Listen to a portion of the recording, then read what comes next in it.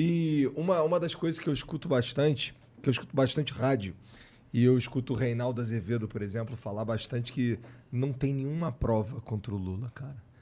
Tem que abrir os processos e olhar. E lá você tem sentenças que explicam muito bem o que aconteceu. Qual que é o sentido? Qual é o sentido, Igor? De você ter uma reforma no sítio feito por uma empreiteira. Quantas empreiteiras do porte da OAS você vê indo fazer uma reforma num sítio? Quantas empreiteiras do porte de uma OAS você vê indo fazer uma reforma e pagando, sei lá, a cozinha de um apartamento para alguém? Essas empreiteiras, elas fazem estrada, elas fazem ponte, elas fazem refinaria. Elas não fazem elevador. Exatamente, ela não pendura quadro na parede, ela não faz cozinha. É tipo chamar um elefante para esmagar a formiga, né? Exato. Qual que é a explicação alternativa que você me dá para isso?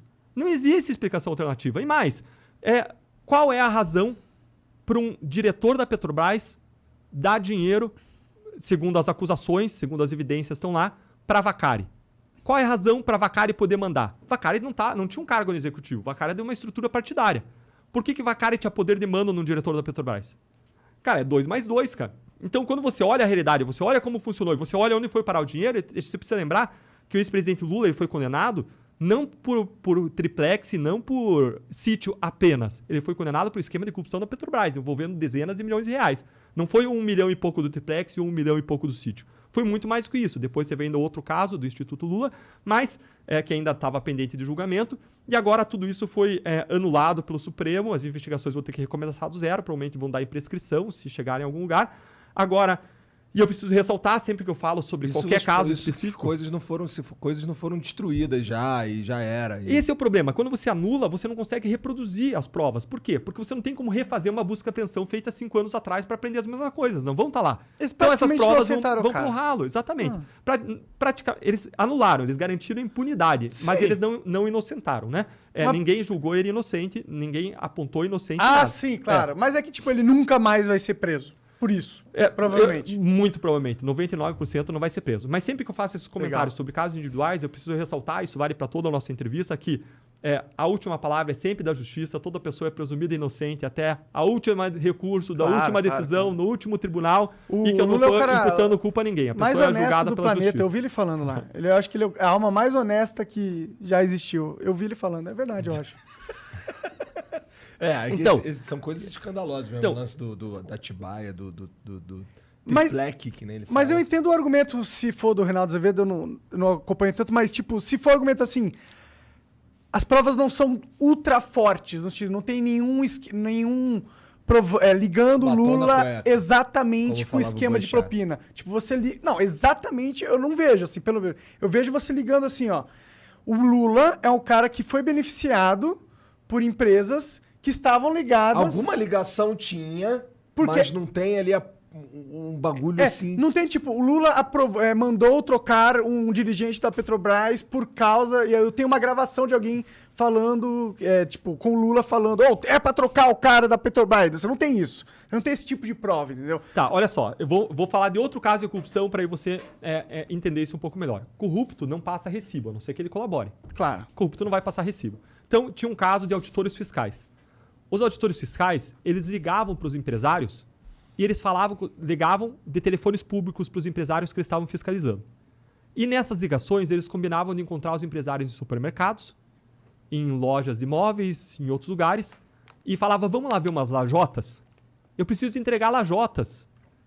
E eles conversavam sobre coisas banais que eles iam fazer, ligando o telefone público e usando o codinome. Então é como, se o nome de uma fosse, Juliana, vou usar um nome fictício, e ela usasse o nome Ana, tá? Então, essas pessoas, elas usavam codinomes, ligavam de telefones públicos para os empresários que eles estavam fiscalizando, combinando encontros em lugares inusuais. Aí a gente foi olhar os autos de infração feitos pelos auditores. E o que você encontrava? Você encontrava falhas crassas e uma subtributação, uma tributação menor do que a devida. Qual é a explicação para isso? Qual é a explicação para isso? Erraram? Foram bonzinhos com os empresários? E qual é a explicação para aquelas entregas de lajotas em supermercados, etc., encontros obscuros, ligação, uso de codinomes? Deltan, mas você não tem entrega de propina na conta. Você não tem o pagamento da propina na conta da pessoa. você não tem o pagamento de propina da conta, mas não existe uma explicação ali que explique tudo isso que não seja a corrupção daqueles auditores, que usavam codinomes, que ligavam de telefones públicos e que cometeram vários atos irregulares ao longo daquela fiscalização.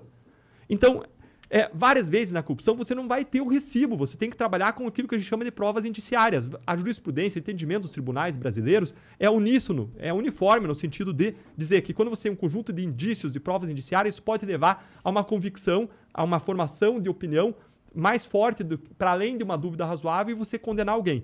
E quem entendeu isso em relação ao caso Lula, né, que depois veio a ser anulado, mas quem entendeu isso não foi Deltan, foram 15 a 20 procuradores da República que formularam as acusações. Mas foi um juiz que julgou esse caso. Mais, foram 3 desembargadores independentes que revisaram esse caso. E mais, foram 4 ministros do STJ, vários deles colocados pela gestão do PT lá. Então, não é uma análise individual. Eles olharam o processo, olharam o conjunto de provas, pessoas, inclusive, falando que os recursos tinham vinculação, sim, com os esquemas. Então, existia essa ligação de delatores. Falando. Existia. Mas se essas pessoas não falassem, você apagaria o que aconteceu? Não apagaria. Não, agora, tinha pessoas falando. O meu argumento não é que eu acredito que o cara é inocente. O meu argumento é, tipo, eu acho que existem provas que seriam muito mais fortes do que a gente tem exatamente contra o Lula, entendeu? A gente tem provas, mas você não tem prova que coloque ele como cabeça da parada. Tem? Eu não sei. Se você entender como funcionava esse esquema... Mas é muito da quem colocava os diretores da Petrobras? É claro. Exatamente. Você precisa da conjuntura para você entender. Claro, e por isso que a gente explicou a conjuntura. Não, eu entendo. Mas... Quando você fala de lavagem de dinheiro, de crimes complexos como corrupção, não é simples. Não é simples. Você vê as lavagens de dinheiro feitas, gente, em nome do offshore, transações lá no exterior, de conta para conta. De um jeito que ia ficar muito difícil de pegar. Sim, exato. Mas, por exemplo, ninguém faz para ser pego. Então é complexo. Se tivesse uma conta do Lula na Suíça... Do Lula, seria, tipo... Mas é que aí ele tinha que ser muito burro. Teria que ser muito burro, é isso. Alguns tinham conta na Suíça.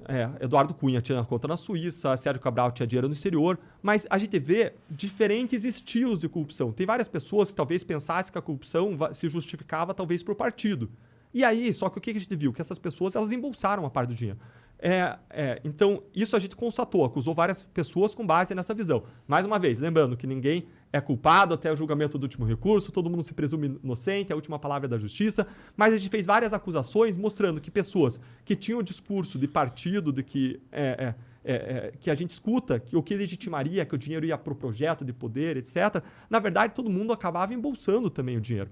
Todos os casos, a pessoa embolsava uma parte do dinheiro. Mas claro que tinha gente que podia buscar arrecadar o dinheiro só para si, tinha gente que podia prestigiar mais o dinheiro para o partido para financiar a campanha eleitoral e manter um projeto de poder.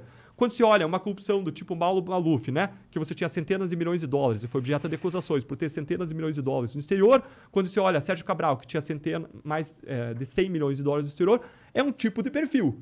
Quando você olha uma pessoa que recebeu 1 milhão aqui, 1 milhão lá, né, uma reforma de apartamento aqui, uma reforma lá, e não especificamente uma pessoa qualquer, mas teve mais um caso nesse sentido, você tem um outro estilo, né? Outro estilo de corrupção. Não sei que tenha valor que a gente não encontrou, mas você tem um outro estilo. Agora, se justifica? Não se justifica. Sabe que eu estava conversando com uma pessoa um tempo atrás e a pessoa estava falando, Deltan, mas olha só, na política hoje tem a questão de que o cara lá que está decidindo, né, que tem a caneta para tomar decisões na política, num governo, o cara precisa ter um certo colchão, porque o cara vai ser processado pelo TCU, o cara, por mais que tente fazer a coisa certa, o cara vai acabar sendo responsabilizado. Então, o cara tem que ter uma colchão de liquidez no exterior. Ele estava falando especificamente do caso envolvendo um cara do PSDB, que foi processado lá em São Paulo. E o cara tentando justificar isso para mim.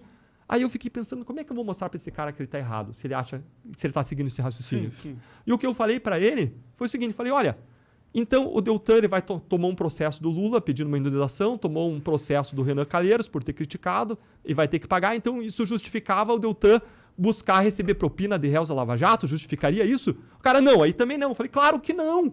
Claro que não. Agora você está querendo justificar um cara com base nesse tipo de raciocínio. Sim. Não faz sentido, claro. Não pode. Você não pode defender uma coisa dessas. Então, não importa se o cara estava desviando a maior parte do dinheiro para um projeto de poder ou para o bolso dele. Gente, é desvio de dinheiro público, afeta do mesmo modo. Eu estava vendo semana passada... É um cara que entendeu uma coisa, que ter amigo é muito melhor que ter dinheiro. Sendo bem franco, assim, ele recebeu vários valores ali de palestras que foram valores que a gente não apontou nenhuma ilegalidade naquelas palestras. O caso foi arquivado. Então, Sim, assim, ele tinha bastante dinheiro. Todos os presidentes dos Estados Unidos fazem a mesma coisa, né? Vamos ser sinceros. Isso, mas é legítimo. O cara tem visibilidade. Ele estava ganhando dinheiro em cima da visibilidade que ele tinha, levando a causa dele, as visões dele. Nada de errado nisso. Agora, o cara não precisava disso, mas acho que o cara tá ali no meio, em que ele olha para os lados, vê todo mundo fazendo, as pessoas consideram isso normal. Como eu disse, normalizou na política, que o cara uma hora acaba recebendo uma parte. Eu não estou falando de fulano ou de ciclano, mas estou falando em geral, que a gente vê que os políticos uma hora eles embolsavam também, não só investir em campanha. Alguns tinham isso como propósito, embolsar a maior parte do dinheiro, mas outros pensavam nisso como projeto de poder.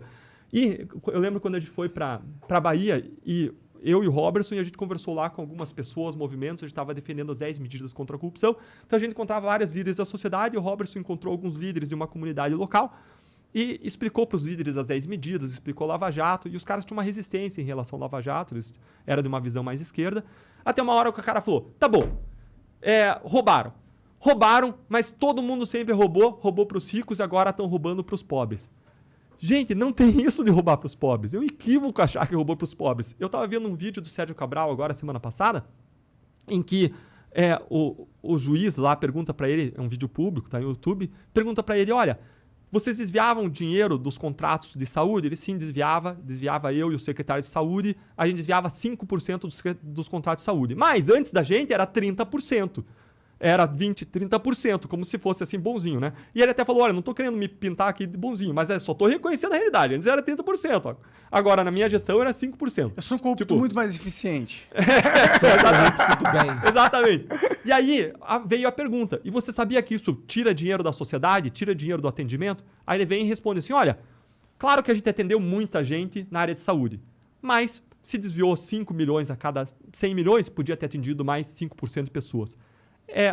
Atendimento de cirurgias que não foram feitas, transplantes não foram feitas, córneas não foram trocadas, cataratas não foram tiradas, vidas não foram salvas, pessoas Fora nos hospitais que isso não põe morreram. em conta a ineficiência do Exato. recurso aplicado, Exato. que com certeza existiu e que Exato. isso é muito mais custoso. Com certeza, porque você superfatura os contratos. Sim. 5% de propina é só um pedaço do lucro extraordinário que o empresário teve pagando aquela propina. Ninguém paga a propina para ter prejuízo. O empresário paga a propina para ter um lucro maior do que ele teria se não pagasse propina. Claro. E mais uma coisa, se os diretores da Petrobras fizessem voo solo, se eles se corrompessem sozinhos, bastava os empreiteiros irem reclamar. É verdade. Que eles caíam todos. Para quem nomeou? Quem nomeou eles? Quem nomeou era o ex-presidente que nomeou. Caía todo mundo, porque os empreiteiros tinham um canal direto. Sim.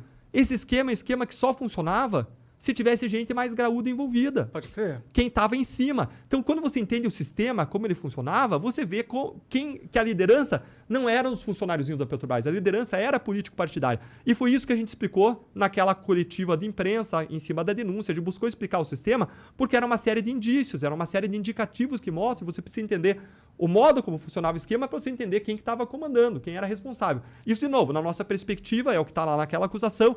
O Supremo anulou tudo, voltou tudo a estaca zero. Então, toda pessoa inocente até o final do processo não vai ter condenação nesse caso. Eu não estou falando que ninguém é culpado, mas só estou falando das provas que foram carreadas, do que se tornou público. Estou falando do passado em cima das provas existentes e daquilo que já foi noticiado. Lembrando que esses casos foram anulados pela Justiça. Então já pode perder a esperança aí de qualquer coisa, porque provavelmente vai ficar por isso mesmo. Igor, não só nesse caso. Isso vai ser a regra. Quando acabou a prisão em segunda instância, quem que vai pra cadeia?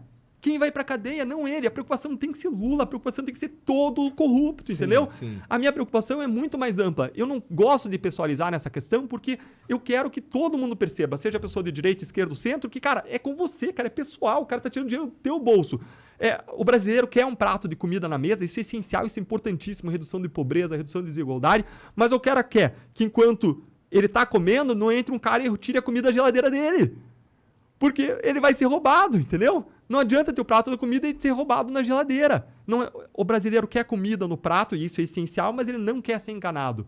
Ele quer a mudança da realidade, isso todo mundo quer. Então a gente tem que entender como que funcionam as coisas, quem faz de um jeito, quem faz de outro jeito. A gente tem que buscar ler a realidade para decidir que futuro que a gente quer para o nosso país.